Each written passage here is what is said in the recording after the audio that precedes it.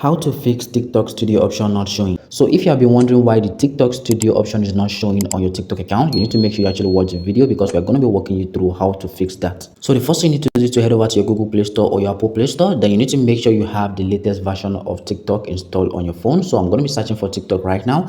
You can see right here that we're going to be updating our TikTok app. So once the update is completed, so what you need to do is to head over to your profile, and you're going to notice that the TikTok studio option is now showing right here in our profile. So what we need to do is just click on it. So once you click on it right here, it's going to take you straight to your TikTok studio, and you can see right here, this is where you could actually view your analytics. So if you don't know, this features was just rolled out by TikTok to all of its users. That's how you could fix TikTok studio option not showing, and I hope this video was helpful to you. And if you know it does, please don't forget to give the video a like, and also don't forget to smash that subscribe button and turn on the notification bell. So if you know you need any help, feel free to click on the first link in the video description, and it's going to take you straight to my one-on-one consultation. So basically, I'm going to be resolving any form of social media issue that you may be facing.